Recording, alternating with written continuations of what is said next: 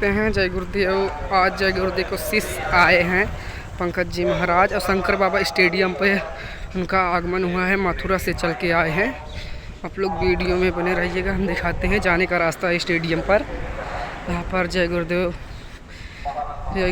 मतलब वो पंकज जी महाराज जहाँ पे आए हुए हैं। देखिए इसी रास्ते से जाने पड़े। देखिए सब लोग जा रहे हैं। अरे पराया देश है, ये सराय खाना है, ये मुसाफिर खाना है। पहुँच गए हैं, हम भी पहुँचने वाले हैं। साल के लिए यहाँ लोगों का भीड़, कितना भीड़ लगा है पंकज जी महाराज को देखने के लिए। सब लोग बोलेंगे जय गुरुदेव। खोल दीजिए तालाब नीचे से ऊपर की ओर सिमटा होगा, पैरों के तलवे से लेकर के ये सिर की चोटी तक सिमटा होगा। फिर जब ये नाभि चक्र टूटेगा तो ऊपर हृदय चक्र में समा जाएगा। हृदय चक्र में वायु का वास होगा, यानी वायु ने अग्नि को अपने में समाहित कर लिया और इस तरह से वायु ऊपर आकाश मोड़ गई। ये आंखों की पुतलियां ऊपर पलट जाती हैं, मुंह खुला का खुला रह जाता है। अरे महात्मा कहते हैं जब यह कर्म कला युक्त जावे और बुद्धि सुरत की आन दबावे, जब यह जीवात्मा पांचों तत्वों को लांग करके जल पृथ्वी अग्नि वायु आकाश पांचों तत्वों को लांग करके ऊपर आती है तो काल दार में आग दबानी, और जब ढरके नैनन से पानी, जब काल अपनी दार में दबाता है उस समय नेत्रों से पानी निकलता है। इंद्रियां टूट टूट करके चकनाचूर हो जाती है। सब रिश्ते नातेदार खड़े रह जाएंगे, कुटुंब परिवार वाले सब देखते, ये तुम्हारा अपना नहीं, ये मैंने तुमको कुछ समय के लिए किराए का ये मकान दिया है।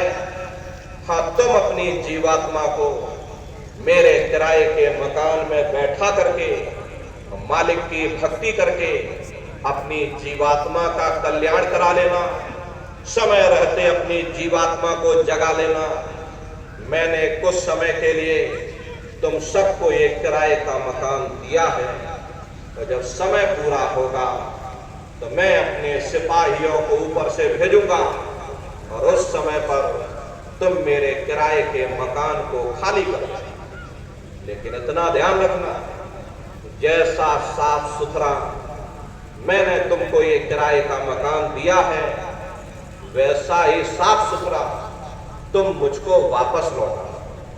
लेकिन इस किराए के मकान में बैठ करके इन्होंने बुरे खोटे पाप कर्म कर डाले। मेरे किराए के मकान को इन्होंने अपने कर्मों से गंदा कर दिया, इसलिए कर्मों की सजा इनको मिलेगी। ले जाओ इनको फलाने नर्क में डाल दो। महात्मा कभी झूठ नहीं बोलते। अरे महात्माओं ने जब साधना किया, साधना करके जब ऊपर गए, ऊपर जा करके जब उन्होंने अपनी दिव्य दृष्टि से नरकों का हाल देखा तो हमारी आपकी जानकारी के लिए उन्होंने धर्म ग्रंथों में लिख दिया, लोह के खम्भ तपत के माही और जहां जीव को ले चिपकाए वहां बड़े बड़े लोहे के खंभे अग्नि से। आपको देखो गर्मी लग गई तो हम लोग छाया में आ गए, सर्दी लग गई कंबल रजाई ओढ़ गया, भूख लग गई भोजन कर लिया, बीमार हो गए अस्पतालों में चले गए, अपना अपना इलाज करवा लिया।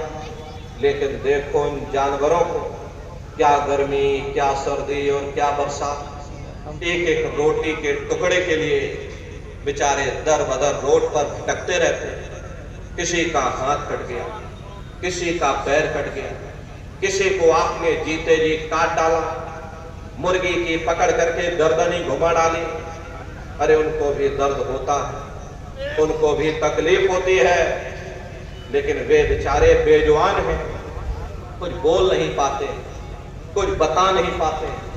हम लोगों के अंदर ये जुबान है, हम लोग बोल बता देते हैं, वे सिर्फ रोते और चिल्लाते रहते।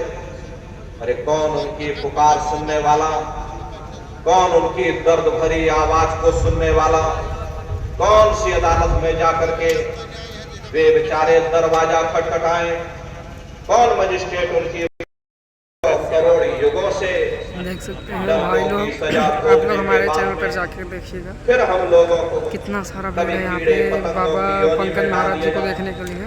कभी पेड़ पौधों की योनि में डाल दिया जाता, कभी पशु और पंछियों की योनि में डाल दिया जाता। प्रेमी इशरत में अपने कीमती समय को और सांसों की पूंजी को बर्बाद कर देता।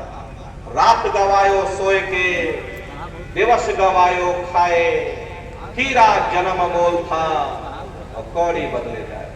भगवान राम ने कहा, बड़े भाग्य मानुष तन पाया, सुर दुर्लभ सदग्रंथ ही गाया। सुर कहते हैं देवताओं को, बड़े से बड़े देवी और देवता भी इस मनुष्य शरीर को पाने के लिए तरसते हैं, क्योंकि इसी मनुष्य रूपी मंदिर में बैठ करके हम आप उस परमात्मा की भक्ति कर सकते हैं। इसीलिए संतों महात्माओं ने इस पंच भौतिक शरीर को सच्चा हरि मंदिर कहकर याद किया कि हरि मंदिर यह शरीर है और ज्ञान रतन प्रकट हुए।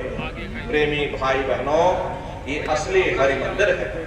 जब भी वो परमात्मा मिलेगा, इसी हरि मंदिर के अंदर मिलेगा। इसी पंच भौतिक शरीर को ईसा मसीह साहब ने टेम्पल ऑफ लिविंग गॉड यानी जिंदा ईश्वर का मंदिर कहा।